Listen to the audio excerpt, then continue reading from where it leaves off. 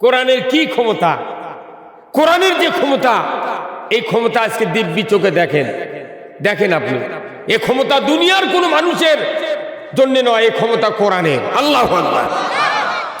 10 KG বালি আর 2.5 KG লোহার, original লোহার, পাকা লোহার গুঁড়ো একবার মেশিন দিয়ে রিফাইন করে শুধু গুঁড়া বানাচ্ছেন, হয়তো 2 সরষের দানার মতো আয়তন।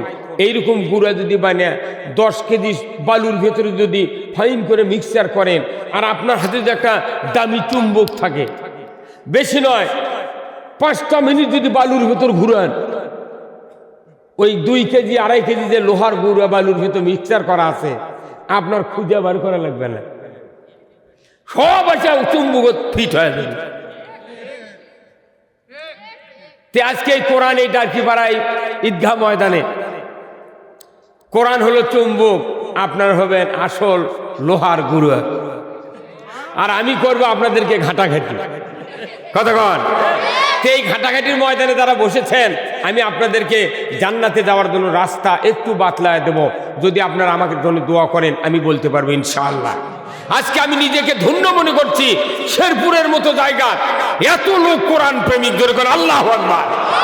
আমার মন ডেকে বলে, আমি বারবার আমার ছেলেকে বলি, বাবা বগুড়া জেলার কতটা থানা, এই থানার ভেতরে দেখা যায় শেরপুরের লোক, আমার একটা অবজারে শেরপুরের বেশিরভাগ লোক আল্লাহর জান্নাতে যাবে।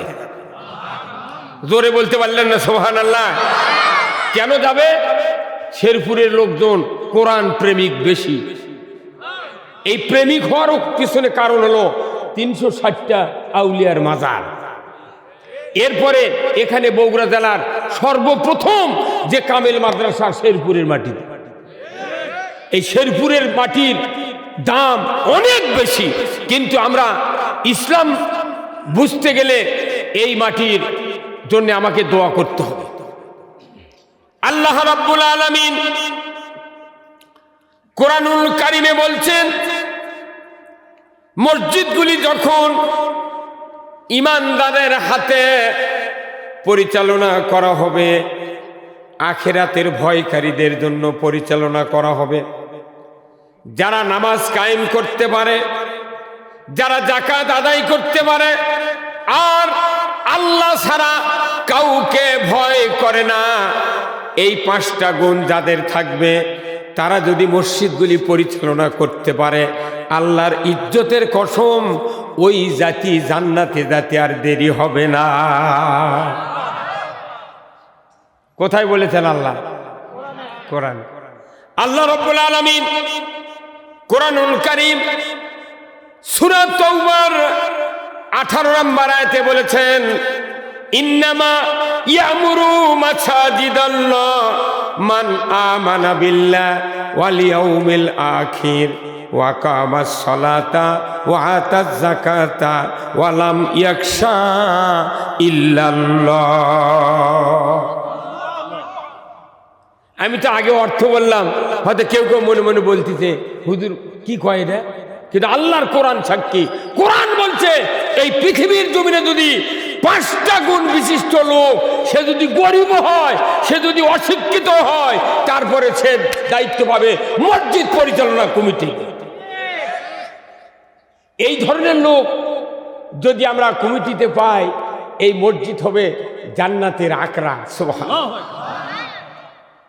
আমার ভাইরা, আপনারা জানেন রসুলের জীবদ্দশায় আল্লাহর নবী যখন ফতে মক্কা করলেন, মক্কা বিজয় করলেন 10,000 সাহাবীদেরকে নিয়ে।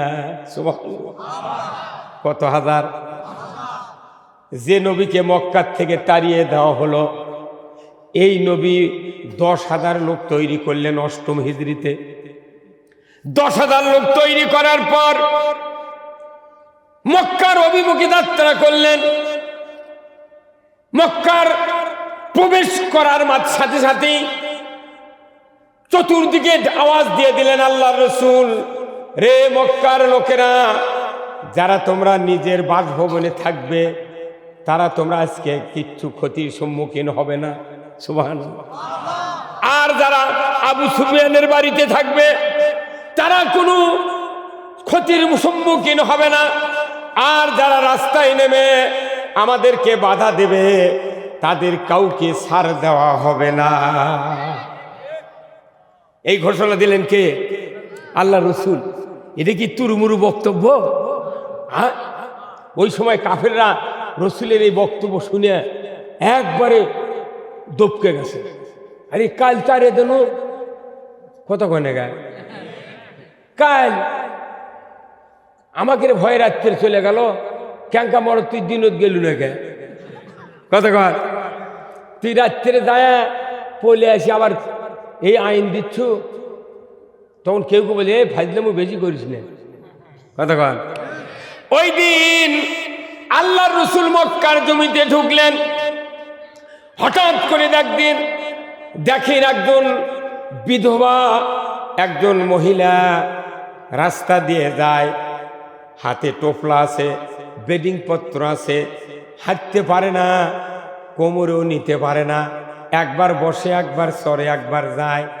আল্লাহর নবী সাথে সাথে এই বিধবার কষ্ট দেখে সামনে হাজির হয়ে বললেন, ও বুড়িমা, এত তাড়াহুড়া কেন, এত কষ্ট কেন, কি হয়েছে তোমার? বিধবা বলে, বেটারে তুই আর আমাকে বিরক্ত করিস না। বলে, ঘটনা কি? বলে, তুই সর, আমাকে যেতে দে, আমাকে শিশুর পরেও যদি যাওয়া লাগে তাও সরতে হবে। কে ব্যাপার? বলে, আমার কানে কানে বারবার বলে দেওয়া হচ্ছে আব্দুল্লাহর বেটা মুহাম্মদ নাকি আজকে মক্কাতে প্রবেশ করবে, যাকে ধরবে তাকে মারবে। বাবারে, আমি এই মারের ভয়ে চলে যাচ্ছি, কিন্তু আমার কোনো সন্তান নাদি নাই, আমি দুর্বল মানুষ, আমার সাথে চলার মতো যা দরকার নিছি, কিন্তু টানতে পারি না। আল্লাহ রসুল চিন্তা করলেন, এ তো সাংঘাতিক বিপদে আছে, কি তাই না? এত বড় বিপদ তো নেই, বাড়িঘর ছেড়ে টোপলা নিয়ে যাচ্ছে, তার মানে কি এরকম এই টোপলাই সম্বল? কথা আওয়াজ দেন, ঠিক কিনা? আল্লাহ নবী বললেন, বুড়িমা কি করব? বলে, কি করবে তুমি? বলে, আপনি যা বলবেন তাই করব। আল্লাহু আকবার। আল্লাহ নবী পরিচয় দেন না। বুড়ি বলে, বেটারে, এই বিপদ মুহূর্তে যদি তুমি আমার এই টোপলাটা যদি হাতে করে নিয়ে আমাকে একটু মক্কার অদূরে যদি রাখে আসতে পারো, যেখানে মুহাম্মাদের ওই আব্দুল্লাহর বেটা মুহাম্মদ দেখতে পাবে না, ধরতে পারবে না, আমি শান্তিতে সেই জায়গায় একটু চুপ করে বসে থাকতাম। আল্লাহ নবী বললেন, ও বুড়িমা, যেখানে গিয়া তোমার আশ্রয় নিতে গিয়া কোনো টেনশন হবে না, কোনো রকমের তোমার ভয় হবে না, এমন জায়গায় আমি দিয়ে আসবো, আমি রাজি আছি। চলো, কোন দিক যাবে? তুমি সামনে যাও, আমি পেছনে পেছনে তোমার টোপলা কাঁধে নিয়ে তোমাকে আগা দেব।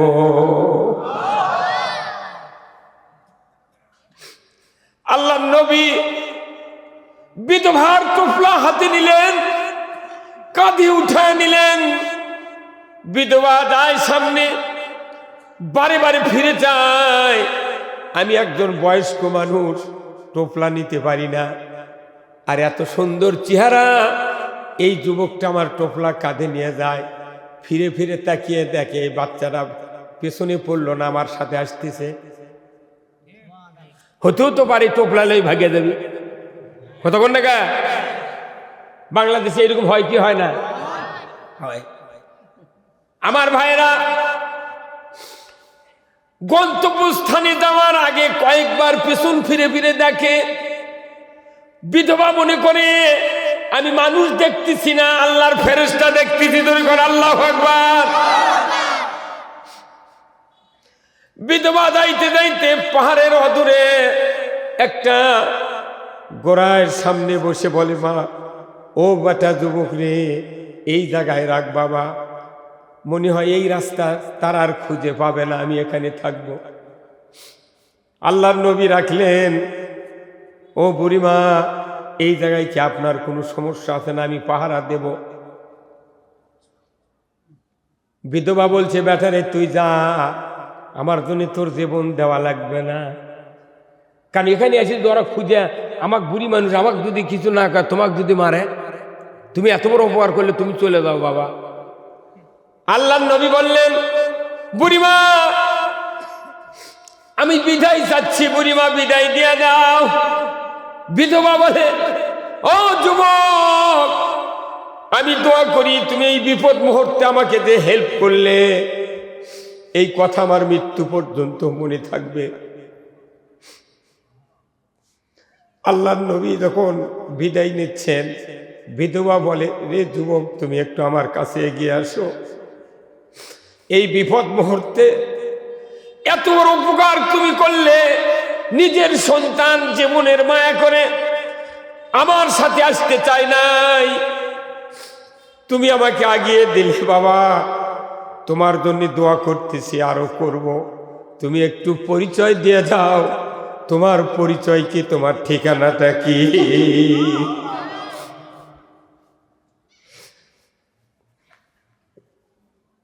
আল্লাহর নবী বলছেন, বুড়িমা আমার পরিচয় শুনে কোনো লাভ হবে না।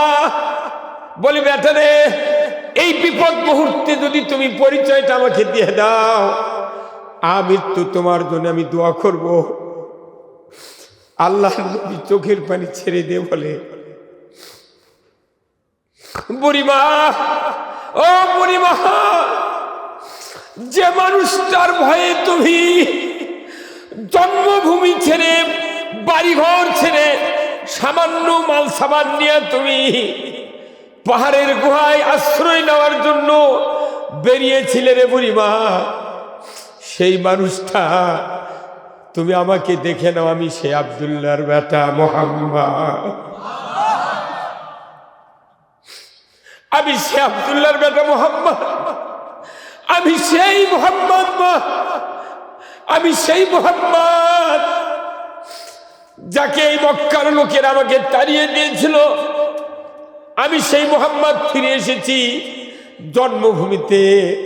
হিজরতের যেদিন রাত্রিতে আমি রাস্তা ধরি, সাফা মারওয়ার চিপা দিয়া, আবু জেহেলের বাড়ির পেছন দিয়া আমি যখন মক্কার মাতাবের ভেতর দিয়া যখন আবু বকরের বাড়ির দিকে যাই, বারবার ফিরে ফিরে এই কাবার দিকে তাকিয়ে বলেছিলাম, বুড়িমা, ও কাবা, এই জায়গায় কত শ্রীগাল, কুকুর, বাঘ, কত কাফের মুশরিক থাকার গ্যারান্টি পাইল, আমি মোহাম্মদ থাকার গ্যারান্টি পাইলাম না।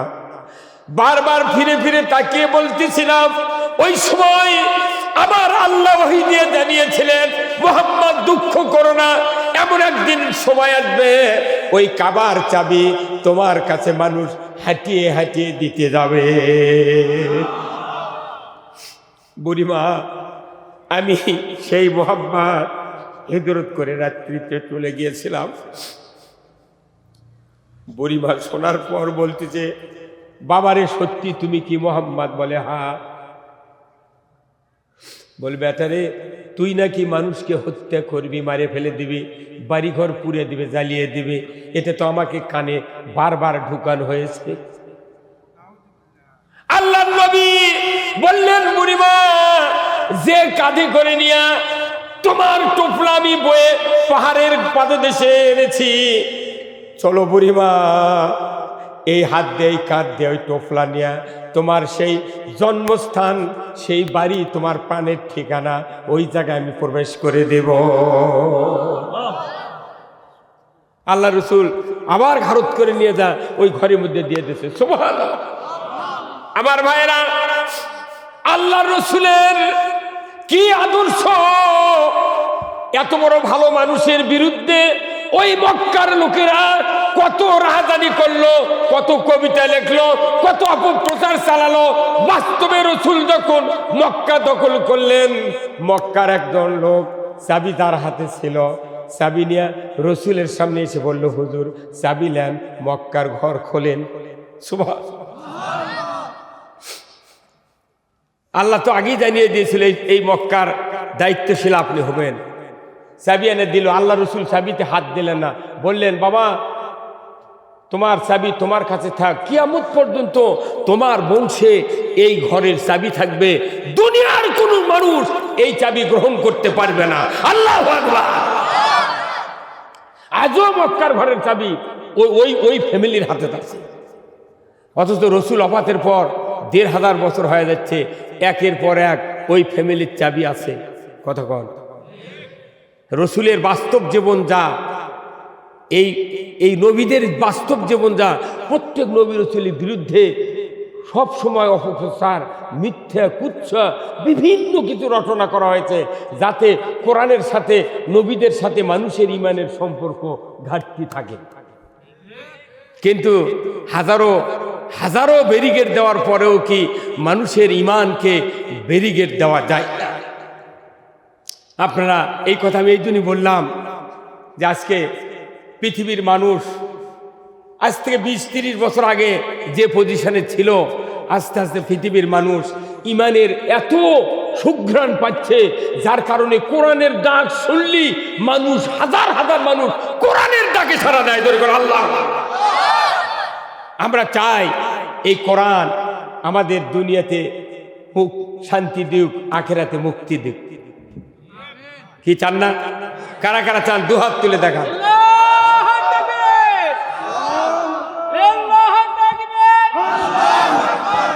এই যে আমার পেছনে স্লোগান দিলেন, এনাক চেনেন আপনারা? এনাক কমপক্ষে 30 বছর 40 বছর আগে আমি চিনি। ইনি উমর আরো লুঙ্গি বেশিচ্ছিল। এই কি মোজাম্মেল, উনি দেখেছি এখন ওই রকমই আছে। শুধু কোরআন প্রেমিক হওয়ার জন্য এই লোকটার কোনো ব্যারাম নেই। কোরআন প্রেমিক না, এমনি দুনিয়াত খালি সাধারণ হিসেবে চলে, মনের মধ্যে না কোরআন বিরোধী গুদগুদি আছে, যা দেখেন চুল পাকিনি, ডায়াবেটিস ঝোলা পড়ে গেছে। মানুষ দুনিয়াতে বাঁচার জন্য একমাত্র চার্জ হলো কোরআন। কোরআন যার সাথে আছে, পৃথিবীর জমিনে তার লস নাই, তার ক্ষতি নাই, তার কোনো লোকসান নাই। কোরআন আছে যেখানে, লাভ আছে সেখানে। আল্লাহু আকবার।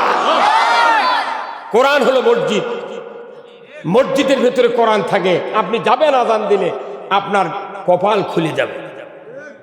দেখেন না কেন এই মসজিদগুলোর সামনে স্টাইলে লেখা আছে ওই দোয়াটা, আল্লাহুম্মা ফতাহলি আবওয়াবা রাহমাতিক।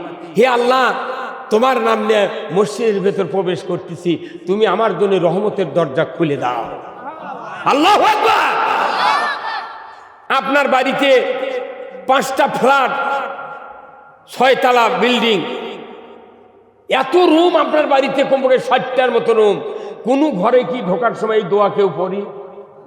হ্যাঁ, বিসমিল্লাহ কয় না, বরঞ্চ ঝগড়াঝাটি করে লাফিয়ে ঘরের মধ্যে যায়।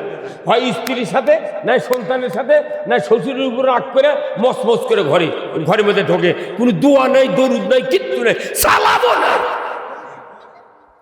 তাহলে আপনার বাড়ির যতগুলো রুম আছে, 4 আনার দাম নেই। দাম কার? মসজিদে। তাহলে এই মসজিদটা ঢুকতি, যে কোনো লোক ঢুকলি যদি সে মুখস্থ করতে না পারে, তা ওই দিক থেকে দোয়া পড়ে গে ঢোকে। এখন তো আরবির চেয়ে আবার বাংলা দিয়ে দোয়া লিখেছে। এখন তো দুনিয়া একবার শর্ট হয়ে গেছে, সব ডিজিটাল। আরবি পড়বেরই তারা, আরবি দেখলে মাথা ঘোরে। কথা কন না কেন? আরবি দেখলে, ইসলাম দেখলে মাথা ঘোরে। সেদের টাকলা মুরাদের এখন বউ দেখলে মাথা ঘোরে। কতক্ষণ একবারে মামলা করেছে। কতক্ষণ? তাহলে কোরআন শরীফের আয়াত আছে, রসুলের হাদিস, সেটা আয়াত দিয়ে লেখা আছে ওই আরবি অক্ষর দিয়া, আল্লাহুম্মা ফতাহলি আবওয়াবা রাহমাতিক। হে আল্লাহ, তোমার ঘরে ঢুকতেছি ইবাদতের জন্য, তুমি রহমতের দরজা খুলে দাও। সুবহানাল্লাহ। এরপরে নামাজ পড়লেন 4 রাকাত ফরজ, জোহর 2 রাকাত সুন্নত, 4 রাকাত সুন্নত, নফল পড়ে চলে যাচ্ছেন। আবার দেখেন ভেতরে বাড়ানোর আগে ভেতরের ওয়ালত লেখা আছে, আল্লাহুম্মা, বলেন আল্লাহুম্মা ইন্নী আসআলুকা মিন ফাদলিকা। আল্লাহু আকবার। আল্লাহ, হে আল্লাহ, আমি ইবাদতের পর তোমার ঘর থেকে বেরিয়ে যাচ্ছি, তুমি আমার জন্য পৃথিবীর জমিনের বরকতের দরজা খুলে দাও। এই দোয়া হচ্ছে কোন জায়গা? কার ঘর? আল্লাহর ঘরের মধ্যে ঢুকে যখন আপনি পড়বে এই দোয়া পড়তেছেন, তাহলে আপনি পুরো কার? যারা যারা ঢুকে এই দোয়া পড়ে তারকির ওসিলায় আমরা ভাত পাচ্ছি। এই যে আপনাকে শেরপুর শাহী মসজিদে আজকে এশার নামাজ পড়লাম, কত মুসল্লি আলহামদুলিল্লাহ। কিন্তু তারপরও কি বাহিরে কি মানুষ নাই? বাহিরে তার কয়েক গুণ বেশি। তা আপনাদের কখন দেওয়া লাগবে মসজিদে?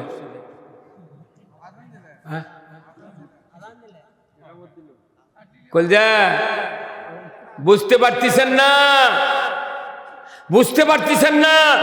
আপনার রহমতের দরজা খোলার দোয়া পরে আপনি ঢোকা মানে কি? ওই মসজিদ হলো রহমতের টাওয়ার। যখন শুধু গ্রামীণ ফোনের মোবাইল আসলো এই বাংলাদেশে, তখন গ্রামীণ ফোনের টাওয়ার কম ছিল। ঘরের ভেতর টাওয়ার পায় না, জমির মধ্যে দাঁড়িয়ে থাকা লাগে। তখন সৌদি আরবেতে 1 মিনিট কথা বললে 150 টাকা লেগেছে বিল, আর এখন 3 পয়সা। আবার রাত 12টার সময় যদি কথা বলেন ফ্রি।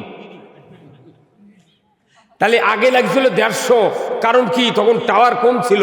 হয়তো ইউনিয়নের প্রতিও একটা করে নাই, থানায় ছিল টাওয়ার কম পাশে, জমির মধ্যে দেওয়া লাগে, গাছের উপর না ছাদের উপর দাঁড়ান লাগেছে। কে এরই মধ্যে আবার বাংলা লিঙ্গানো, বাংলা টাওয়ারই নেই। উনি তো টাওয়ারই বানায়নি, ওর নেটওয়ার্ক নেই। তখন খালি দৌড়চ্ছে, মোবাইলে দৌড়চ্ছে, জিটি কাজ করতে হতে। হ্যাঁ কথা বল না।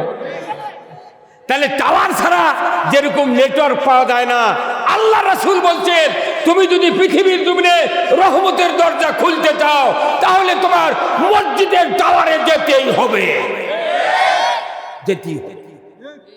ওটা হচ্ছে রহমতের টাওয়ার। আপনি মোবাইলের টাওয়ারের জন্য 10,000 15,000 টাকার খাটো শুয়ে আছেন, অথচ মোবাইল নিয়ে একটা মাটির ঘরের জানলাতে এইভাবে তফাৎ শুয়েছেন। এখানে শুয়ে আছেন, ওখানে ক্রিং ক্রিং করে বাজিচ্ছে। তার কারণ এই খাটের উপর টাওয়ার নেই। তাহলে টাওয়ারের কত দাম। এই নেটওয়ার্ক যদি না থাকে আপনার মোবাইল থাকা যা না থাকা দেন। কি ভাই কথা বল না? মোবাইলের যদি টাওয়ার না থাকে, মোবাইলের টাকা থেকেও লাভ নাই, মোবাইল পকেটের থেকে লাভ নাই, মোবাইল সাথে থেকেও লাভ নাই, কারণ নেটওয়ার্ক সাপ্লাই পায় না। তাহলে আমি যখন মসজিদ থেকে দূরে থাকবো, তাহলে আমি রহমতের থেকে দূরে থাকেন। আপনি যতই দোয়া করেন আল্লাহর রহমত হবে না। তবে আল্লাহ রহমত দিচ্ছে, হয়তো বলবেন হুজুর তাহলে তো দেখেছি যারা যায় না এরাই তো কোটিপতি। কিন্তু আল্লাহ ওর করে সুতে ছাড়া দিয়েছে, কর কর কর কর। তোমার যেদিন সুতা টান দেবো সেই দিন তোমার সব পর।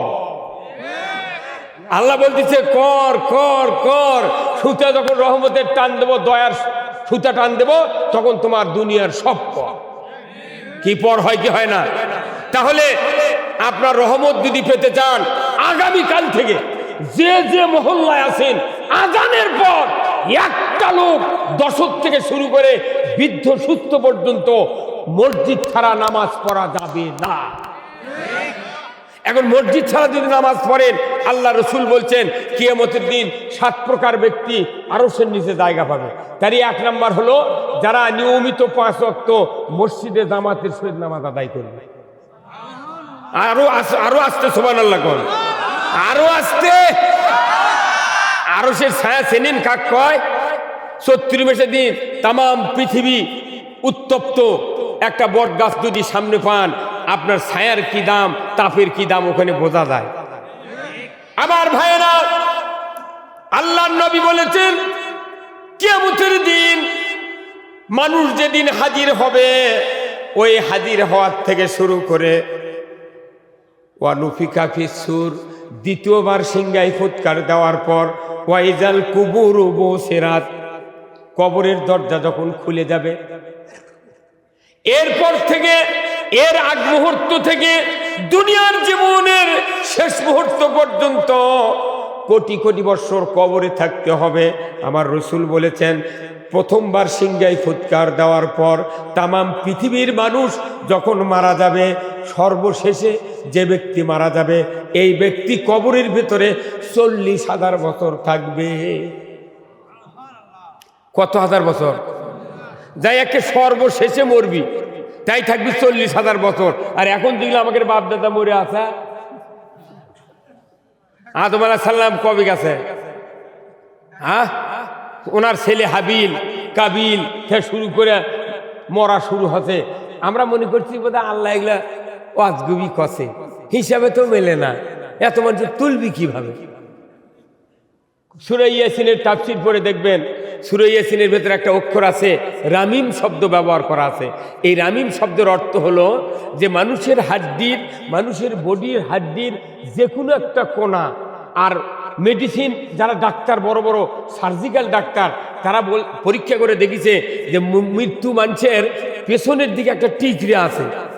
হাত দিয়ে দেখবেন, বাড়ির যা এক্স রে করে দেখবেন, হাত দিয়ে এই পেছনে দেখবেন আছে, পায়খানার দ্বারের উপরে এখানে একটা চোখার মতো একটা হাড্ডি আছে। এটা হচ্ছে রামিম। এটা কিয়ামত পর্যন্ত কোনো কবরে গলবে না। কথা কন না গায়ে গলবে না, ওই কবরের মধ্যে থাকবে। এই রামিম, এই সামান্য এই হাড্ডির থেকে পুরো মানুষের বডি বার করবে আল্লাহ। আর এই বডি বার করতে আল্লাহর কোনো বেগ পাওয়া লাগবে না। খালি আল্লাহ বলবি যে কুম বিইজনিল্লাহ, আল্লাহর হুকুমে তোমরা সব উঠে দাও। খালি হুকুম দিতে দেরি, কোন বলতে দেরি, ফায়াকুন বলার অপেক্ষা রাখবে না। সব আমরা কবরের পাশে দাঁড়িয়ে যাই, সব কবরে দাঁড়িয়ে যাবে। এই দাঁড়ানোর থেকে হাসর মাঠ পর্যন্ত এই যে বিরাট বিরাট গ্যাপ, এটা 500 বছরের গ্যাপ। আর আপনি আমি মারা যাব, উঠবো হাসরের ময়দানে যাওয়ার জন্য, এই গ্যাপটা বিরাট গ্যাপ। তাহলে আপনি চিন্তা করছেন এই গ্যাপ কত বছর, আর তারপরের গ্যাপ কত বছর। এখান থেকে হাসরের ময়দান থেকে জান্নাত হোক আর জাহান্নাম হোক, এইটার গ্যাপ কত। এই শেরপুর আর বাগড়া, হ্যাঁ, কেল্লাকুচির মেলা, হ্যাঁ, ঢাকা বা শেরপুর, হা হা হা। আমার ভাইয়েরা, আল্লাহর নবী বলেছেন দ্বিতীয়বার সিংহায় ফুৎকার দেওয়ার পর প্রত্যেকটা মানুষকে হাসরের ময়দানের দিকে যেতে হবে। একজন মানুষকে ভ্যান নাই, রিক্সা নাই, হুন্ডা নাই। আজকে তো দুনিয়াটা বাংলাদেশে রাস্তায় রাস্তায় অ্যাপাচি, পালসার, জিক্সারের ধোঁয়ার ছোটে বাংলাদেশ কাঁপে যাচ্ছে। কি থাক থাক, ডিস্টার্ব করে না, আমার ভাইরা। এতগুলি যানবাহনের প্রকারভেদ আছে বাংলাদেশে, তামাম পৃথিবীতে। বলুন তো, কিয়ামতের ময়দানে কবর থেকে ওঠার পর এই যে প্যাসেঞ্জার গুলো, আমরা মোটর সাইকেল চালাচ্ছি, প্লেন চালাচ্ছি, কার চালাচ্ছি, কত ভিআইপি মতো চলেছি, একটা মানুষের কোনো যানবাহন থাকবে না। যানবাহন তো দূরের কথা, শরীরে পোশাক থাকবে না। এখন তো মহিলারা যখন বোরকা দেয়, আমাকে সামনে দিয়ে যায়, পুরো শরীর দেখা যায় না, তারপরও পায়ের দিক তাকায়, দিক গোড়া ক্যাঙ্কা। কথা বল না গা, এই যুবক ভাইরা কথা বল না গা, যেটা অরিজিনাল মনের কথা করছি। কি রে খোকা ভাই, কন তাহলে তাহলে পুরো বোরকা দিয়ে শরীর ঢাকা, কিচ্ছু দেখবার না পালেও পায়ের গোড়ার দিক তাকায়। হ্যাঁ, ঠিক কিনা? আর আল্লাহ নবী বলছেন ওই হাসরের ময়দানে যাইতে লাগবে 500 বছর, কোনো কাপড় নাই, যানবাহন নাই, পাওত কোনো বাটা কোম্পানির শু নাই, পায়ে পায়ে নাই, তারপরে কিবেন কিবেন কয় সেগুলোও নেই। হ্যাঁ, আমির আনছন, হ্যাঁ হ্যাঁ, কিচ্ছু নাই। বাপ রে বাপ, এনা টয়লেটত যাবি, তারই জন্য কি স্যান্ডেল ফুটি ফুটি উঁচে উঁচে। হ্যাঁ, তুমি ভিআইপি, কথা বল না গা। হা হা হা, কিচ্ছু থাকবে না, কোমরে ডোন নাই। আহা হা। এরপরে আমার আল্লাহ হুকুম দিবেন, হ্যাঁ সূর্য, তোমার পিঠ দিয়া কিয়ামত পর্যন্ত তুমি তাপ দিয়েছো, আলো দিয়েছো, আজকে আমি হুকুম দিয়ে দিচ্ছি তোমাকে পল্টিয়ে দেব। তোমার যে 12টা মুখ আছে নিচের দিকে করো, পিঠটা উপরে উঠাও। দূরত্ব হবে আজকের এই পৃথিবীর থেকে সূর্যের দূরত্ব 9,30,00,000 মাইল দূর। 9,30,00,000 মাইল দূর থেকে আলো দেয়, তাপ দেয়, একই শক্তি দিয়া কতগুলা কাজ করে, একই শক্তি দিয়া মানুষের পরিবেশ সৃষ্টি করে, গাছপালা বাঁচায়, হ্যাঁ, আবার মানুষ বয়লারের চাতালের লোক ধান শুকায়, একই দিয়া সৌর বিদ্যুৎ তৈরি করে।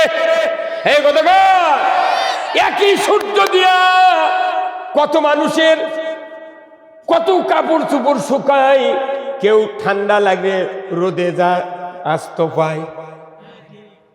এই সূর্য দিয়ে কত যানবাহন চলতেছে। আমার ভাইরা, এই সূর্যের সকল ক্ষমতা উপর দিকে আছে। আল্লাহ বুঝাতে যাচ্ছেন, বান্দা আমি কিয়ামতের দিন 12টা মুখ নিচে দিব। ওই 12টা মুখ যদি পৃথিবীর দিকে যদি তোমাদের দিকে করে দিতাম, মানুষের হাড্ডি পর্যন্ত গলে শেষ হয়ে যেত। তাহলে আল্লাহ কতখানি আমাদেরকে দয়া করে সূর্যের পিঠ দিয়ে দিচ্ছে। সুবহানাল্লাহ। আমার ভাইরা, খালি পায়ে কবে নাস্তা করছেন সাউদি হোটেলে, তন্দুরুটি খায়া মারা গেছেন। কোটি কোটি বছর কবরে শুয়ে পড়ছি, পেটে খাবারও নাই, কাপড় নাই, স্যান্ডেল নাই, যানবাহন নাই, বাবা নাই, মা নাই, কে কোথায় গেছে দেখার টাইম নাই, কোথায় যেতে হবে চলো হাসরের ময়দানে। আল্লাহর নবী বলছেন 500 বছর লাগবে হাসরের ময়দানে একজন মানুষকে যেতে। হিসাব করবেন, আঙ্গুল ধরেন, 500 বছর।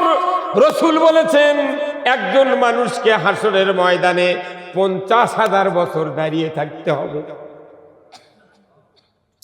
তাহলে 50,500। আমার নবী বলেছেন মিজানের পাল্লা শেষ হওয়ার পর পুলসেরাতের গেটে যেতে লাগবে 500 বছর। 30,000 বছর লাগবে পুলসেরাতের রাস্তা পার হতে, ব্রিজ পার হতে। আবার এই যে ব্রিজ পার হবেন, যমুনা সেতু নয়, ওই ভাদায়ের ব্রিজ নয় যে এদিক সেদিক দিয়ে দৌড়ে দেবেন। আল্লাহর নবী বলেছেন চুলের চেয়ে চেকন, খুরের অধিক ধার। তাও আবার কালো ব্রিজটা, নিচে অন্ধকার, উপরে কালো জিনিস যদি রাখেন জিন্দিগিতে দেখতে পাবেন না। কি এই যে মোবাইলের স্ক্রিন নাই, এ মনিটর, যে কোনো মোবাইলের মনিটর দিতে, মোবাইল যখন অফ থাকে এর উপর যদি অন্ধকারের মধ্যে একটা চুল যদি কেউ রেখে দেন দেখতে পাবেন। তাহলে আপনার এই ব্রিজটা হবে নিচে অন্ধকার, জাহান্নামের উপর দিয়ে হবে ব্রিজ, নিচে অন্ধকার, উপরে যে ব্রিজ চুলের চেয়ে চিকন, খুরের অধিক ধার। এরই ভেতর দিয়া এরই উপর দিয়ে 30,000 বছর লাগবে, হাইটে হাইটে যাওয়া লাগবে। এটা কি ওই কেল্লা খুশি সার্কাস, ওই দড়ির উপরে সাথী লেঙ্গে করে যাচ্ছে? ভাই, কেল্লা খুশি সার্কাস দেখেন না আপনারা? কি সাহসে দড়ির উপরে ছাতি মেলে ওই দড়ির উপর হেঁটে যাচ্ছে। মানে যদি পড়বে লাগে তিন করে ছাতি ধরে, তাহলে ছাতি বাতাসে খাড়া করে না। এটাই তো সূত্র নাকি? তাহলে বলুন 30,000 বছর, তাহলে 50,500 আর 551, 30,000 কত হলো? 81,000 বছর। রাসূল বলেছেন জান্নাতে যাওয়ার জন্য একজন ইমানদারের 500 বছর লাগবে জান্নাতের গেটে যেতে। তাহলে 81,500 বছর পর বেহেশতে যাওয়ার চিন্তা। আর যদি দুর্ভাগ্য হয় 30,000-এর মধ্যেই পড়ে যাবি, হে পড়ে যাবি। সূরা হাদীদে আল্লাহ বলছেন ইয়াউমা তারাল মুমিনিনা ওয়াল মুমিনাতি ইয়াসআ নূরুহুম বাইনা আইদিহিম। আমার আল্লাহ বলেছেন কিয়ামতের দিন মুমিন পুরুষ আর মুমিন নারীকে হাসরের ময়দানে ডান দিক থেকে আলো দেওয়া হবে। সুবহানাল্লাহ। এই আলো বলবে, হে মুমিন বান্দা, মুমিন বান্দি, আমি তোমাদেরকে সুসংবাদ দিচ্ছি, আমার এই আলোটা তুমি নাও, আর তুমি জান্নাতের পথে পুলসিরাতের ব্রিজ পার হয়ে যাও। ওই আলোটা দেখে শত শত মুনাফিক, ফাসেক, বেনামাজি, অত্যাচারীরা দৌড়ে যাবে আলো নেওয়ার জন্য। ওই আলোটা ধমক দেবে, ফালতামিস ফালতামিস নূরান, এই নূর তোমাদের জন্য নয়, দূরে বা বাইনাহুম, পেছন ফিরে দেখো, তোমাদের জন্য আলো অপেক্ষা করছে। আমার ভাইরা, ওই দিন আলো পাবে শুধু মুমিন পুরুষ আর মুমিন নারী। তাহলে মুমিন হওয়ার জন্য একটা মসজিদের ইমাম, একটা বক্তা, একটা দিনের মুবাল্লিগ মুমিন হতে গেলে কি করতে হবে? আজ পর্যন্ত কোনো তালিকা আমরা মসজিদে পাই না। মসজিদে খালি পাই সামনের দেওয়ালে লেখা থাকে এই মসজিদে দুনিয়াবি কথা বলা যাবে না। এই কথা কোন না কেনা? তোকে এত বড় সাহস কে দিল রে? ই যদি লেখাপড়া জানতো এই দুনিয়াবি কথা বলা যাবে না, এতে যে কতখানি কবিরা গুনাহ, কতখানি ক্ষতিকারক দুনিয়ার মানুষজন জানতো, ওই মসজিদে লেখা উঠায়া দিত মন দেখি না। দুনিয়া তার কাছে মনে হচ্ছে একটা বিধি গিচ্ছি জায়গা। কথা কন, মসজিদে দুনিয়াবি কথা লেখা যাবে না, বরং তো লিখতে যদি হয় তাহলে লিখতে পারবেন মসজিদে ফাইসা কোনো কথা বলা যাবে না। আল্লাহ রসুল মসজিদে নববীর মিম্বরে বসে দুনিয়ার বিচার কার্য চালাচ্ছেন। কথা কন, কে বলল এই দুনিয়াবি কথা বলা যাবে না? দুনিয়ার সমস্ত কথা মসজিদে হবে। এই আমার দেশে করোনার জন্যে আমরা নিজেরা মসজিদে মাইকিং করেছি কি ভাই, যে অমুক দিনে অমুক হাই স্কুল ময়দানে আপনাদেরকে টিকা দেওয়া হবে, হাজির হন। তাহলে এটা কি দুনিয়ার কথা নয়? কতক্ষণ? তাহলে আমি টিকা দেওয়ার কথা বলবো, পলিও খাওয়াবে এটাও বলা যাবে। খালি ওই মৌতের কথা বলবি আর দুনিয়ার কোনো কথা বলা যাবে না। কারণ কি, ওরা আস্তে আস্তে মসজিদগুলো দুনিয়া বিমুখ করতেছে। অথচ রসুল নিজে মসজিদটা একবারে সংসদ ভবনের মতো কাজ করেছেন। কখন হবে এই মসজিদগুলো রসুলের তরিকায়? যখন ওই আমি প্রথমে আয়াত বলেছি 5টি গুণ যাদের থাকবে, এই লোকগুলো যখন মসজিদের কমিটি আসবে, ওই মসজিদ হবে জান্নাতুল ফেরদাউস। তখন হবে ওটা আল্লাহর ঘর। কতক্ষণ? আর যদি এই 5 গুণের লোক মসজিদ পরিচালনা না করে, এই মসজিদ হবে ওর কেরে আকরা। কথা কয় না, মানে কথা কয় না। মসজিদের মুতাল্লি কমিটি, সেক্রেটারি, সভাপতি, তারা যদি কোরআন প্রেমিক হয়, নামাজ কায়েমকারী হয়, যাকাত আদায়কারী হয়, তারা যদি আল্লাহ ছাড়া কাউকে ভয় না করে, ওই মসজিদে কোরআনের সঠিক কথা বলতে ইমাম কোনো সংকোচন করবে না। অথচ বলা হচ্ছে দুনিয়াবি কথা, তখন ইমাম সাহেব বলছে ও দুনিয়ার কোনো কথা তো কওয়া হবে না। তাহলে আমি খালি সুবহানাল্লাহ সুবহানাল্লাহ। হে, সবচেয়ে বড় দুনিয়ার কথা আজকে আপনারা পড়েছেন। কথা কোন না? আজকে যারা ইমাম, যারা মুক্তাদি ছিলেন, আজকে জুমার দিন আমিও ইমামতি করছি। আজকে আমি 42 বছর ইমামতি করি। আজকের মসজিদে আপনারা সবাই শুনেছেন সবচেয়ে বড় দুনিয়ার কথা। আল্লাহু আকবার। যত মুক্তাদি জুমার দিনে খুতবা শোনেন, আল্লাহ রসুল বলেছেন মসজিদে খুতবা শোনা ওয়াজিব। আর খুতবার সময় খুসখুস করে, মসজিদে বক্তৃতা দিচ্ছে, মসজিদের কোরআনের বক্তব্য শোনা ফরজ আর খুতবা শোনা ওয়াজিব। তার বক্তৃতার সময় খুশি খুশি করছে, মিশাই করছে, এই চল না ওই দিক সামনে আগে যা, মানে ওই একটা নেতাগিরি করছে। ওটি আল্লাহ রসুল বলছেন কেউ যদি সামনে একটা 10-12 বছরের যুবকও দাঁড়ায়, কোনো মুরব্বী যাওক 2 হাত দিয়ে সিরিয়া ভেতরে অক্ষরে দেয়া দাঁড়ান যাবে না। এই মসজিদ কার ঘর? এখানে কোনো পার্সিয়ালিটি চলবে না, মন গড়া কোনো কথা চলবে না। কথাটা হবে আল্লাহর কথা হবে। কার কথা? এই কোরআন কার? কথাগুলি কার হবে? কোথায়? মসজিদে। এই মসজিদগুলো আল্লাহর কথা বলার সৃষ্টি আস্তে আস্তে উঠে দেওয়ার কারণ কি?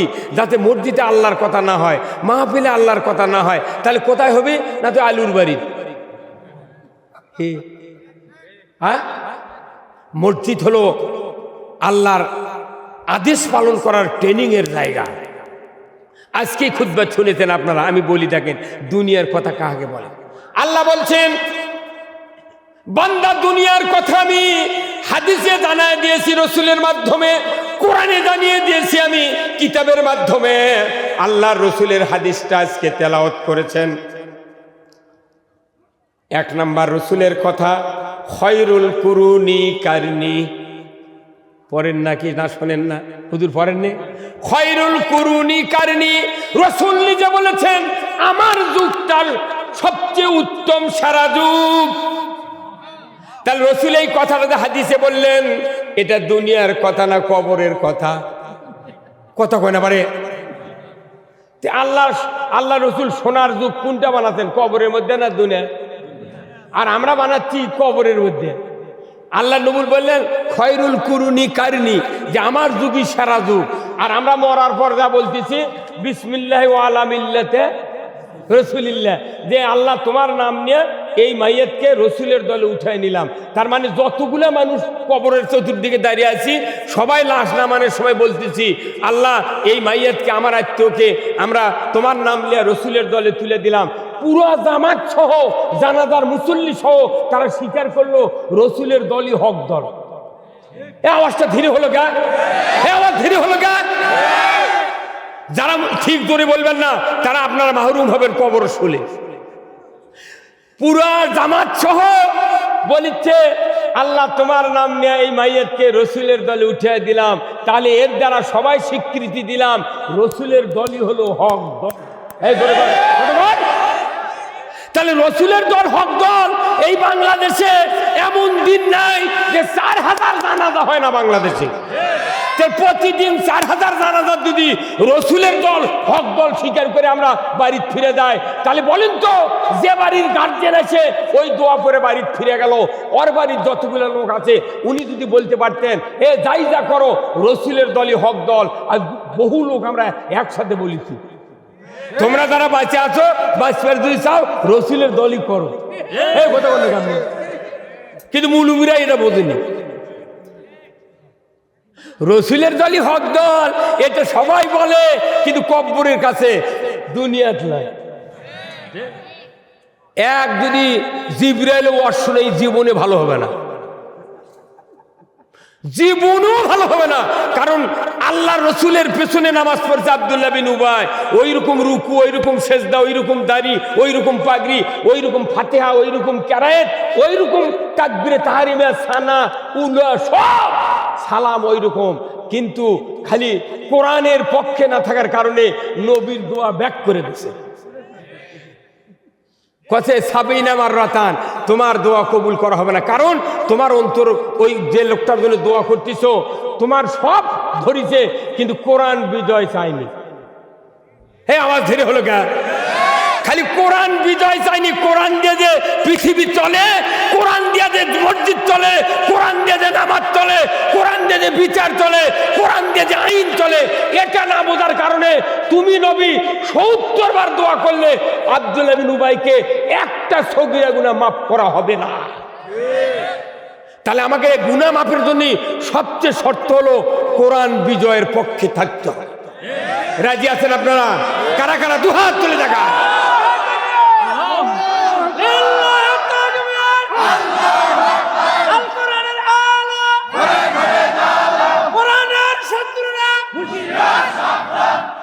কথা বুঝতে পারছেন? তাহলে এটা শর্ত, মিন শর্ত হলো, এটা মিন শর্ত লাগাছে আল্লাহ তাআলা এই কথাটা। তাহলে আপনিও চিন্তা করেন, আমি যে কথাটা বলতেছিলাম যে মসজিদটা হতে হবে কি দুনিয়ার কথা হবে। কি কথা আজকে খুতবা শুনেছেন? প্রথম কথা হলো খয়রুল কুরুনি কারনি, আমার যুগটা সোনার যুগ, আমার যুগটা সেরা যুগ। এটা কবরে, হাসরে না দুনিয়ায়? তাহলে এই পৃথিবীর জগৎ কয়টা? 3টি জগৎ নিয়ে পৃথিবী, ঊর্ধ্ব জগৎ, মধ্য জগৎ, নিম্ন জগৎ। এই 3 জগতের মধ্যে সেরা জগৎ কোনটা বলেন তো? কে বলে নিম্ন জগৎ? এটা এই মধ্য জগৎ সেরা জগৎ। কিন্তু এই মধ্য জগতে কোনো সেরা কাম করা যাবে না। ও যত আকাম কুকাম মধ্য জগতে চলবি, আর নিচে আর উপরে থাকবি আল্লাহওয়ালার কাম।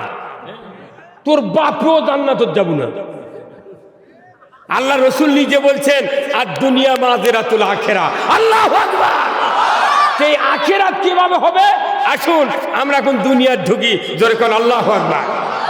আমার ভাইরা, আল্লাহ রাব্বুল আলামিনের হাবিব এমন একটা সুন্দর হাদিস বর্ণনা করেছেন, সেই কথাটা খুতবাতুল আহকামের সানি খুতবার শেষের দিকে বর্ণনা করা হয়েছে। ওয়াসুলতানু জিল্লুল্লাহি ফিল আরদি মান আহানা সুলতানাল্লাহি ফিল আরুদি আহানাহুল্লাহ। পৃথিবীর ভিতরে সবচেয়ে দুনিয়াদারের বক্তৃতা হলো রসুলের হাদিস। যদি কোন আল্লাহু আকবার।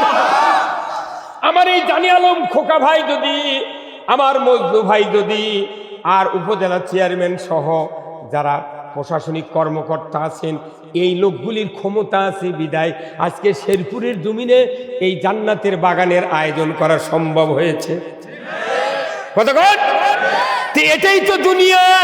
আমার রাসূল বলছেন ওয়া সুলতানু জিল্লুল্লাহ, তোমাদের সামনে সবচেয়ে জরুরি ন্যায়পরায়ণ একজন প্রতিনিধি। যদি কোন আল্লাহু আকবার। ন্যায়পরায়ণ প্রতিনিধি যদি কোরআনের কোনো কথাকে সাপোর্ট দেয়, এই ব্যক্তি কিয়ামতের দিন আরশের নিচে জায়গা পাবে। আল্লাহ যেন উপজেলা চেয়ারম্যান, আল্লাহ যেন মেয়র ভাইকে, আল্লাহ যেন থানার ভারপ্রাপ্ত কর্মকর্তা সহ যারা সাংবাদিক বাহিনী আছে সকলের প্রচেষ্টায় যে কোরআনের মাহফিল আজকে চলছে, এর জন্য কিয়ামতের দিন এই লোকগুলো যে আল্লাহমুখী হয়ে মারা যায়, আল্লাহর ইজ্জতের কসম, এই লোকগুলি আরশের নিচে জায়গা পাবে। আর যদি কেউ এই কোরআনের মাহফিল নয়, আল্লাহ তাআলা বলছেন ও দুনিয়ার মানুষেরা যারা ওই যে তোমরা পড়লে বিসমিল্লাহ ওয়া আলা মিল্লাতি রাসূলিল্লাহ, হে আল্লাহ এই মাইয়াতকে তোমার নাম নিয়ে রসুলের দলে উঠায় দিলাম। রসুলের দল মানে আল্লাহর দল। কতক্ষণ? আল্লাহর দল মানে কোরআনের দল। কি কথা কন না? যারা আল্লাহ রসুলের দলে থাকবে তারা রসুলের পক্ষে কথা বলবে, যারা আল্লাহর দলে থাকবে আল্লাহর পক্ষে কথা বলবে, আর যারা কোরআনের পক্ষে কথা বলবে তারা কোরআনের দলে থাকবে। ধরে কোন ঠিক কিনা? আমার আল্লাহ বলেছেন যদি সাপোর্ট দেওয়ার পর কেউ যদি একটা ভালো কাজ কায়েম করতে পারে, আল্লাহ তাআলা ওই লোকগুলিকে আরশের নিচে জায়গা দেবে। ধরে কোন আল্লাহু আকবার। কিন্তু দুঃখের বিষয়, ডেঞ্জারের মতো একটা আয়াত কোরআনুল কারিমে সূরা মুহাম্মাদের প্রথমে আল্লাহ তাআলা বলেছেন আল্লাযীনা কাফারু ওয়া সাদ্দু আন সাবিলিল্লাহ আ'আদাল্লাহ আমালাহুম। জোরে কোন নাউযুবিল্লাহ। আমার আল্লাহ বলেছেন ও পৃথিবীর মানুষেরা, তুমি যে হক দলের কথা স্বীকার করলে, কবরে কেউ যদি রসুলের ওই দল থেকে মানুষকে বিরত রাখার চেষ্টা করে, আমার আল্লাহ বলেছেন তাদের সমস্ত নেক আমল আমি বরবাদ করে দেব। কি কথা বল না? এই সূরা মুহাম্মদ দিয়ে কত খতম তারা হচ্ছে আমাদের বাংলাদেশ। একটা হাফেজ কি এই সূরা মুহাম্মাদের এই 4-5টা আয়াত আছে গুরুত্বপূর্ণ, এর অর্থ যদি মুক্তাদিদেরকে যদি বুঝাতে পারতো 10 দিন, খালি 10 দিন রমজানের মধ্যে এই 5টা আয়াতের অর্থ বুঝে দিবি, আল্লাহর ইজ্জতের কসম একজন মানুষের কোনো রকমের সোয়াব পানির মতো ভুলুণ্ঠিত হতো না। কিন্তু আমরা এই কোরআন না বোঝার কারণে কত বিরোধিতা করতেছি। আল্লাহ তাআলা বলছেন একটাও নেক আমলের যা যা দেওয়া হবে না। তাহলে আমার ওযু করে নামাজ পড়ে হজ করে ইলা খাটনি ব্যথা। আমাকে রটিয়ে বুঝছেন ভাটরা হাই স্কুলের নাম শুনছেন আপনারা? ভাটরা হাই স্কুল আমার খুব গর্জিয়াস স্টাইলের হাই স্কুল। একটা উদাহরণ আপনার দিক দিই, আমার একটা ভগ্নিপতি আছে ভাটরার, তারই একটা ভাই সেকেন্ডারি নাম, খুব মেধাবী ছাত্র, কিন্তু প্রতি ক্লাসে ফার্স্ট বয় হয় প্রতি বছরই। কিন্তু ওই ভাটরা চৌধুরী পাড়ার একটা নাম ছিল, লোকটা মারা গেছে, নাম হলো মরহুম মোতাহার আলী চৌধুরী। এনার বেন বোন ঠিক নাই, ওই স্কুলে যায় প্রতি বছর পাস করে না দিলে উনি একটা ফিল্ডের মধ্যে গড়াগড়ি দিয়ে কান্দে। হঠাৎ করে এই স্বাধীনের পরপরই নওগাঁর একটা নতুন হেডমাস্টার আসছে, উনি আর জানে না যে এই পাগলের কি কর্মক্ষমতা। ইয়ান সেই সভাপতি আব্দুর রহমান খান চৌধুরী ডাক দিয়েছে, আসতে দেরি হতে, বুড়া মানুষ, তখন তার তো ভ্যান নাই, যানবাহন নাই, হেঁটে আসতে বাড়ির থেকে আসে। এই আসতে আসতে কমিটির চাপে হেডমাস্টার মানে রেজাল্ট দেখে দিয়েছে। তখন বলি প্রথম ক্লাস 9 থেকে এই বছরে উত্তীর্ণ হয়ে প্রথম স্থান অধিকার করে সেকেন্ডারি আকন্দ ক্লাস 10-এ উত্তীর্ণ হয়েছে। কিন্তু ওটিতে ওরই আগে আবার মোতাহার চৌধুরীর নাম বলা লাগলো হয়নি। কিন্তু না বলার কারণে যখন ওকে 1 নম্বরে ঘোষণা দিতে, মোতা চৌধুরী যা ফিল্ডের মধ্যে মরণ কান্দ, সেই গড়াগড়ি মনে হয় বাঁচানি করছে। এখন এটা যাহা আছে হাজি সাহেব তখন বলছে এই আপনি এই ব্যাপার করতে সারে এই ঘটনা করতে সব বলে করতে এই রেজাল্ট বাতিল সব তো আবার তুলিছি ঘরের মধ্যে তুলে। আর হেডমাস্টার কমন রুমে লাইব্রেরি নিয়ে যা বলে শুনুন, আপনি শোনেন প্রথমবার বলবেন যে মোতাহার চৌধুরী আগে যাও। কথা কন এবারে কথা কন ভাই, আপনি কথা বুঝতে পারেন না, যে আপনি কেমন বেজার হয়ে আছেন কে? আমার থেকে সহজ ভাষায় বলার মরদ বাংলাদেশ আরেকটা জন্মেনি এখনো। হ্যাঁ কথা কন। মোতা চৌধুরী বলিছে যখন ডেকে যাচ্ছে, যখন কত রেজাল্ট বাতিল, ওই সেই খুশি কান্দন টান্দন বন্ধ করে আঘাত ভেতর বসে আছে। এখন হেডমাস্টার শিখে দিয়েছে সভাপতি, যে আপনি বলবেন যে এই সেশনে 9 থেকে সর্বপ্রথম ডাক পড়বে মোতাহার চৌধুরীকে। আমরা বলার সাথে সাথে উনি ক্লাস 10-এ চলে যাবেন। তখন বলিচ্ছে যে মোতাহার চৌধুরী আগে যাও, সেকেন্দার আলী ফার্স্ট। ওই দৌড়ে চলে গেছে ক্লাস 10-এর ঘরত। কথাটা বলতেন হাসিন না মজেন আপনি। আপনি যদি কোরআনের পক্ষে না থাকেন তা আপনি মনে করবেন না এই মোতা চৌধুরী লাগান রেজাল্ট আল্লাহ কি আমাদের দিন দিবি, যে বাংলাদেশিরা আগে দাও, সৌদি আরব ফার্স্ট। কথা কন, বাটাম ফাটাবি, বাটাম ফাটাবে। কথা কোন বোঝা গেল? আমরা কেউ ওই ধান্দাতে আছি যে বাবার হজ করছি বাংলাদেশে, তো সেই আমি নেতা, আমার নাম বোধ আগে কবি। তোর বাপের খোঁজ থাকবে না, থাকতো তো হাজারো ইবাদত নষ্ট হয়ে যাবে যদি আল্লাহ রসুলের দল থেকে কাউকে বাধা দেয়, কাউকে ঢুকতে না দেয়, কাউকে যদি দল থেকে বিরত রাখে। আল্লাহ তাআলা কোরআনে বলছেন যে আল্লাযীনা কাফারু ওয়া সাদ্দু আন সাবিলিল্লাহ আদাল্লা আমালাহুম। যারা আলিম ওলামা আছেন, আজকে বাড়ির যা রাত্রে 1 ঘন্টায় তাফসীর পড়বেন, এই অর্থর সাথে যদি আমার 1 তিল পরিমাণ এদিক ওদিক মন করা হয়, আমি জিহ্বা কালকে কাটে ফেলে দেব। আপনি মাথার টুপি দিয়ে থাকেন, আবার তল দিয়ে ইসলামী দলের বিরোধিতা করেন, আপনি মনে করেন জান্নাত যাবেন, আপনার কোল বালুসের খোলের মধ্যে তোলা হবে। লেখা জানে না, পড়া জানে না, এতই বিরোধিতা। আরে কাম না করিস চুপ থাক। কতক্ষণ? ওই জন্য আমার একটা বক্তৃতা আছে, বুঝছেন, যারা কোরআনের পক্ষে কথা বলে না, এর একটা বক্তৃতা আছে, আপনারা অনেকদিন শুনেছেন, তারপর আমি রিপিট করতে বাধ্য হচ্ছি, শুধু আপনাদের জান্নাতের ভেতর ঢুকানোর জন্য। সুবহানাল্লাহ।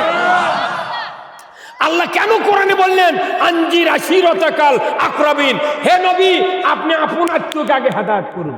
হ্যাঁ হুজুর আছে না, আনজির আশিরাতাকাল আকরাবিন, তার মানে কি আপনারা আমার শেরপুরের লোক, আমার আপন আত্মীয়।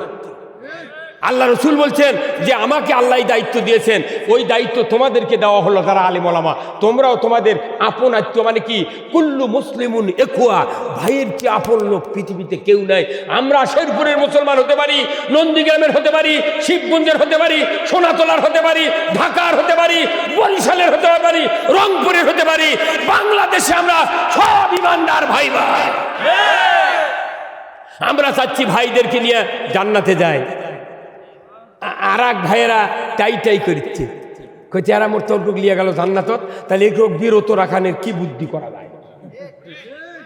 ওর কে সব আমল নিষ্ফল, ভেনিশ হয়ে যাবে, একটা পাওনা পাবে না। লেকচার শেষ, 2 টাকা 2 টাকা 2 টাকা।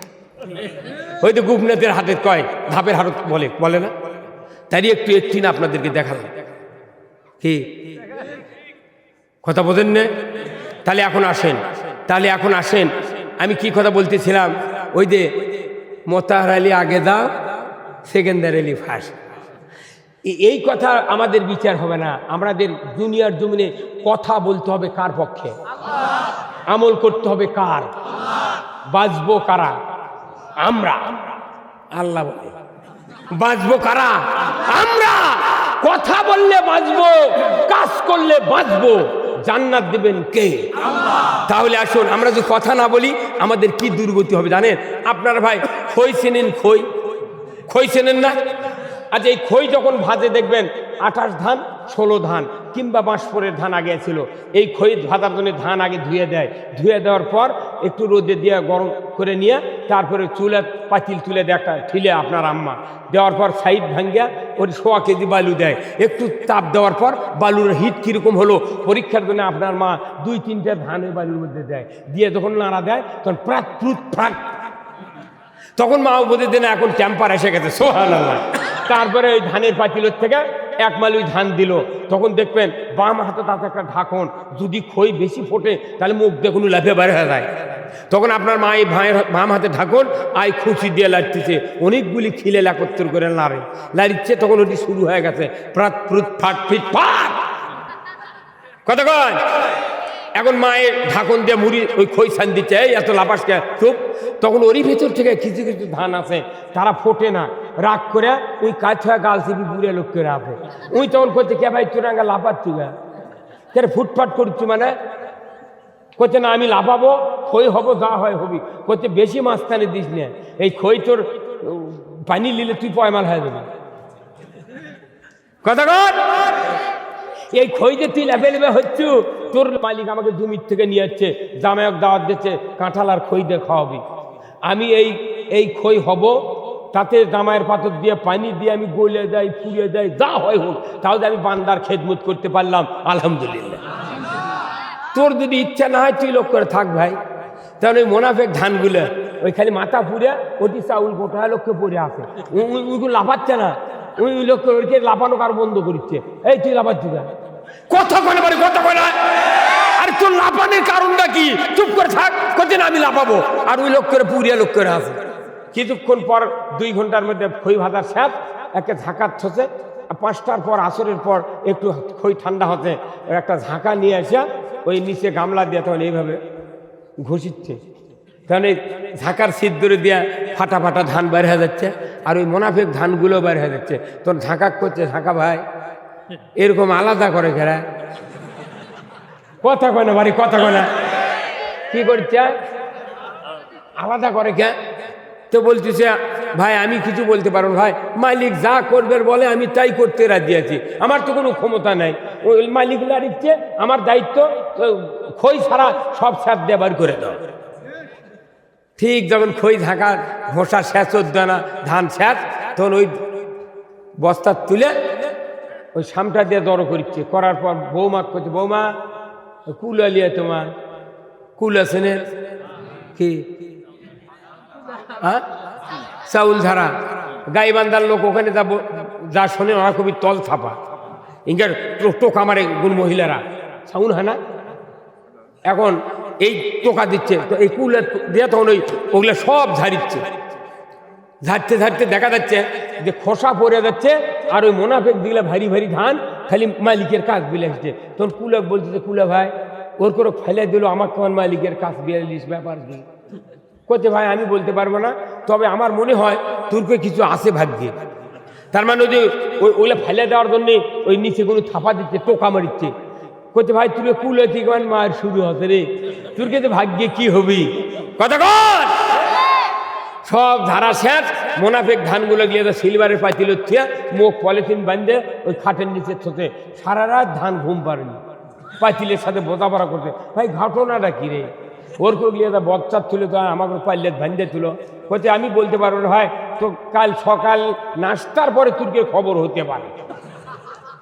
তখন সকালবেলা উঠে শাশুড়ি বৌমা পান্তা পানি খায়া নাস্তা করে, শাশুড়ি পান মুখর দেয়া ডাকতেছে, বৌমা ও বৌমা, কি আম্মা পাতিল দেয়া না ঢিকির বারত লিয়া। ঢিকির কথা শুনে মোনাফেক ধানের মাথা ঘুরে গেছে, হাই সব কয় কি রে ঢিকি কে? করছে না ভাই আর তোমাদের বাঁচাতে পারলাম না, এতক্ষণ পাল্লের পেটের মধ্যে রেখেছি, আর তোমাকে বাঁচান যাবে না। এখন বেটার বউ উঠছে ঢিকির উপরে, শাশুড়ি পাতিলের মুখ খুলে গোড়ের উপরে ঢালিছে, অর্ধেক গেছে গোড়ে অর্ধেক উপরে, গোড়ের ভেতরে যারা গেছে তারা বলতেছে ওই যে 1.5 ফুটে একটা ভোঁটা নেই, এই ভোঁটা বলছে ভোঁটা ভাই ঘটনা কি আমাকে ঢাললো? বলছে ভাই আমার কাছে কোনো খবর নাই, তো খবর সব জানে, আমার এই ভোঁটার মাথার যে লোহার গুলো আছে ই সব খবর জানে। যখন আপনার স্ত্রী এই পান্তা পানি খায়, এমনি তো শরীর ভারী, তারি বুড়ার পান্তার লোক, ঢিকির উপর পাওয়া গেছে চাঁদ করে 7 ফিট উপর উঠে গেছে এই ঢিকির হচ্ছে বোটা। তখন এই মোনাফেক ধান উপমুখ থেকে করছে, বুলে ভাই খবর কিরে, আমাকে এটি ঢালার কারণ কি? কইতে খবর আসিচ্ছে। কথা কর, যখন আপনার স্ত্রী পাও সরাছে 7 ফুট উঁচার থেকে গড়ে পড়েছে, মোনাফেক ধানগুলা ওই যে ফুটপের মানা করলো ওদের, এই কথা বলিস না, ইসলামের পক্ষে কথা বলি যে চুপ করে থাকবো, এইভাবে থাকবা পরেদা কি হচ্ছে, যখন ছেড়ে দিছে গুলার ঘায়ে ওর ছল চাবড়ি উঠে গেছে। হ্যাঁ কথা বলেন। আপনি মনে করবেন না আপনার চুপ থাকার মধ্যে কামিয়াবি আছে। আপনি যতদিন বাঁচবেন কোরআনের পক্ষে কথা বলতে হবে। আজকে সৌদিয়াতে নাস্তা করলাম, এশার নামাজ পড়ে দা একটা মেসিয়ার সেই চেহারা, সুন্দর চেহারা, ওক দেখলে বলবে, আমি বললাম ভাই নামাজ পড়ো, কয় না তেমন পড়ি না মাঝে মধ্যে। আমি বললাম তোমার এই রকম চামড়া, এই ফর্সা চামড়া, এইরকম চামড়া করার জন্য কত কালো কালো মানুষ কত কসমেটিক ব্যবহার করছে, তা তোমার পায়ের তলার মতো আসতে পারেনি। তুমি এটা আমার সাথে আসছিল এই কামিল মাদ্রাসার প্রভাষক আব্দুল কাদের সালেহি, ও শুনে দেখি ওর মাথা ঘুরিয়ে গেছে, বলছি ভাই কি কথা এটা বললেন আপনি? আমি হ্যাঁ, মানুষ খালি ফর্সা হওয়ার জন্য কত কসমেটিক মাখাচ্ছে, নিজের মায়ের পাও ফাটে হাতে খেতা ছিঁড়ে যাচ্ছে, আর নিজের স্ত্রীর এই 9 ইঞ্চি ফর্সা করার জন্য face wash, fair and lovely, handsome, ট্যানসাম, ঠুনছাম, মোট দিচ্ছে। তোর কোনো কিছু লাগবে, তুই খালি মুখ খালি সাদা করবি। হ্যাঁ কথা আবিয়া, আপনার এই দেহের দাম কত? 270 কোটি টাকা দাম। এই দেহ তখনই ভালো হবে যখন আপনার দেহ আল্লাহর ঘরের নিয়ামতের দরজা খোলার জন্য মসজিদে একের পর এক সারা জীবন যাবে। ওই ব্যক্তি হলো উন্নত মানের চরিত্রের লোক। আপনি মসজিদে ঢোকা মানে কি আল্লাহর রহমতের ভেতর ঢুকে গেলেন, আবার বাইরে আসলেন। এই মসজিদটা আল্লাহর কি কুদরতে তৈরি হলো আপনি জানেন? এই মসজিদের হেড অফিস হলো কাবা বাইতুল্লাহ। দুনিয়ার সব মসজিদ ওই কাবা বাইতুল্লাহর সাথে তৈরি করা হয়েছে। ওখান থেকে ছাদের উপর থেকে ইব্রাহিম আলাইহিস সালাম পাথর ফিকে দিয়েছেন।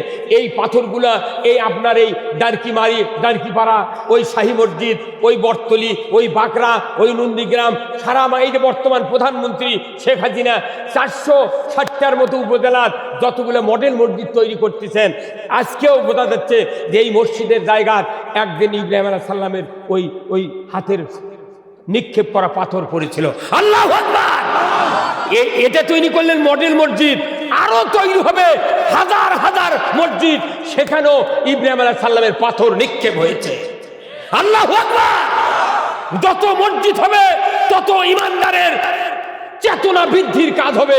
কিন্তু দুঃখের বিষয়, মসজিদগুলিতে ইমাম নিয়োগের সময় দেখা যায় কোন ইমাম কোরআনের পক্ষে কথা বলে তার নিয়োগ দেওয়া যাবে না। ওটি আবার চালন দেওয়া যে খৈদালার মতো ঘষে দেখি কোন ইমাম ফাটা দিয়ে পড়ে যায়, কে কাছে শুয়ে আছে। কতক্ষণ? তাহলে আসুন, এই মসজিদগুলো আল্লাহর ঘর। আমরা আল্লাহর ঘরকে কিয়ামত পর্যন্ত টিকে রাখতে চাই। কি রাজি আছেন? কারা কারা রাজি আছেন? দুহাত তুলে দেখান।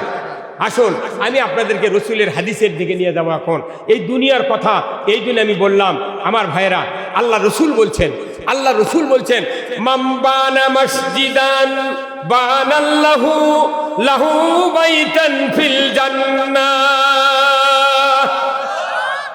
আমার রসুল বলেছেন, ও পৃথিবীর উম্মতেরা, যারা তোমরা আল্লাহর ঘরের জন্য অর্থ দিবে, টাকা দিবে, পয়সা দিবে, তুমি জায়গা দিবে, পরিশ্রম করবে, মুস্কি হাসি দিবে, পক্ষে থাকবে, কিয়ামতের দিন ওই মানুষগুলিকে আমি আল্লাহ জান্নাতের ভিতর একটা স্থায়ী বালাখানা দিয়ে দেব।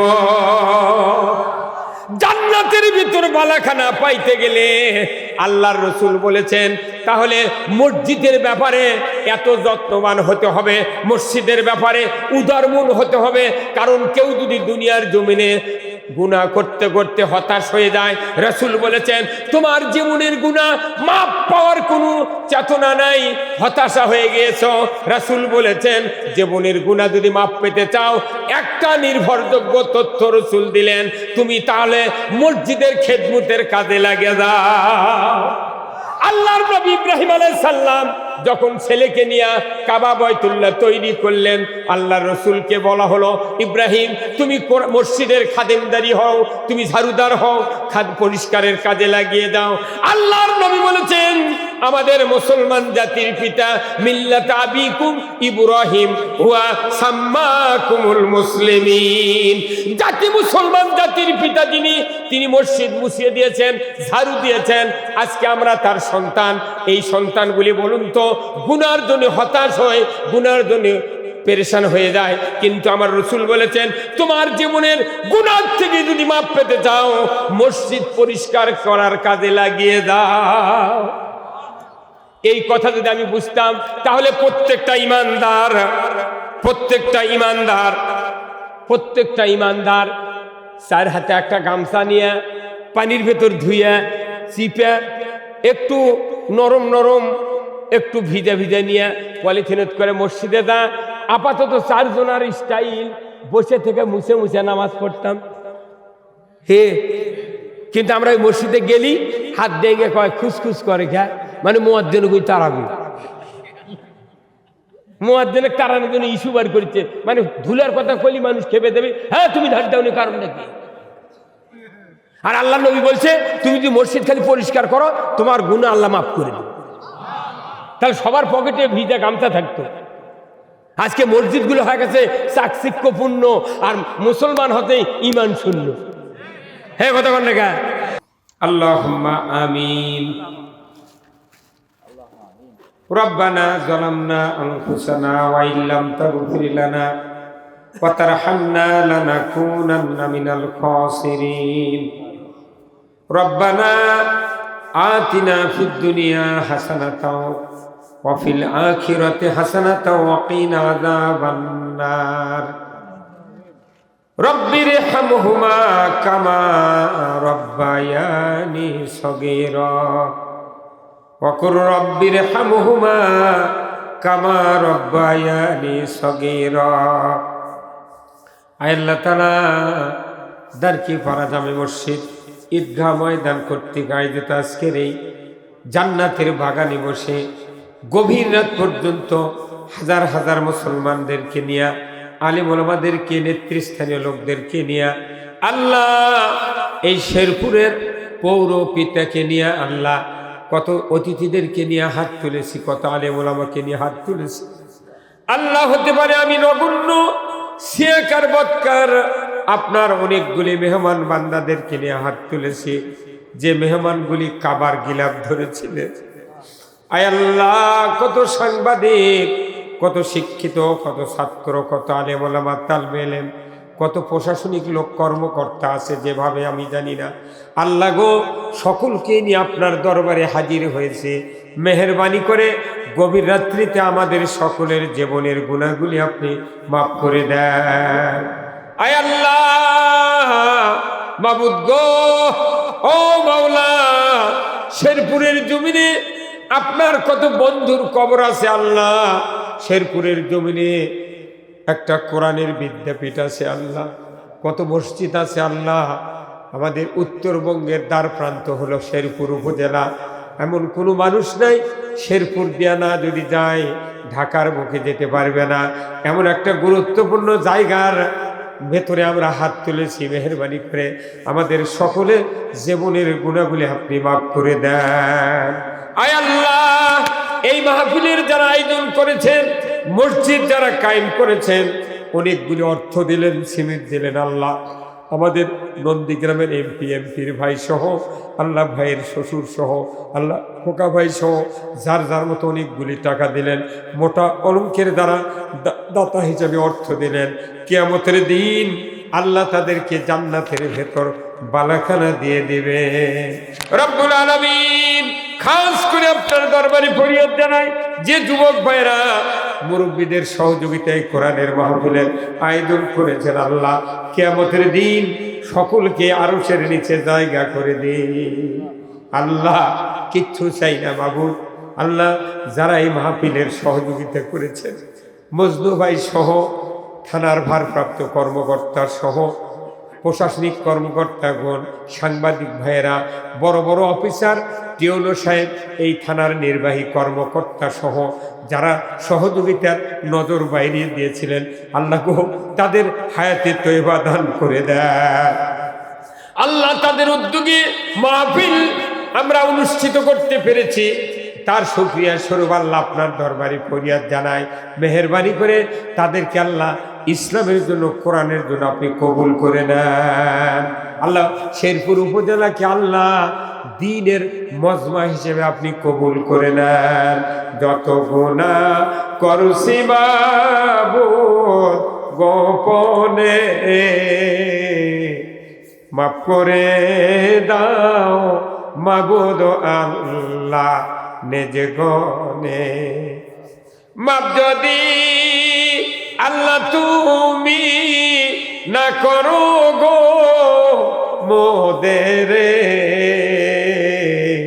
বান্দা বলে কেন গো তুমি বানালে, বান্দা বলে কেন গো তুমি বানালে। আল্লাহ আপনার ঘরের জন্য আজকের এই উন্নয়নমূলক মাহফিলে আমরা হাজির হয়েছিলাম। আল্লাহ এখন পর্যন্ত আপনার বান্দাবান্দিরা যা অর্থ দিয়েছেন, সিমেন্ট দিয়েছেন, আরও যদি প্রয়োজন হয় আপনি কুদরত দিয়া এই মসজিদের সকল ব্যবস্থা করে দিবেন। আল্লাহ এই শেরপুরের মাটির নিচে যত মুমিন মুমিনাত চিরবিদায় নিয়ে শুয়ে আছেন, আল্লাহ সকলকে আপনি জান্নাতুল ফেরদাউসের মেহমান বানায় নেন। আল্লাহ যারা হাত তুলেছি, যারা বাড়িতে চলে গেছেন, সকলের ভেতরে যারা দরদের বাপ মাকে হারিয়েছে, কবরগুলিকে জান্নাতের বাগান বানায় দেন। যত মা বোনেরা অর্থ দিলেন, মা বোনেরা যারা হাত তুলেছেন, আল্লাহ মেহেরবানি করে হাজিরা রইবার মতো চরিত্রবান বানায় দেন। আয় আল্লাহ তাদের ঘরে আলিম পয়দা করে দেন। আল্লাহ তাদেরকে হাজিরা রইবার মতো চরিত্রবান হয়ে কিয়ামতের দিন ফাতিমা রাদিয়াল্লাহু তাআলা আনহার সাথে জান্নাতে যাওয়ার তৌফিক দিয়ে দেন। সুবহান রাব্বিকা রাব্বিল ইজ্জাতি আম্মা ইয়াসিফুন ওয়া সালামুন আলাল মুরসালিন। আয় আল্লাহ পরিশেষে দোয়া চাই এই মাহফিল খানা কিয়ামত পর্যন্ত আপনি কায়েম রাখেন।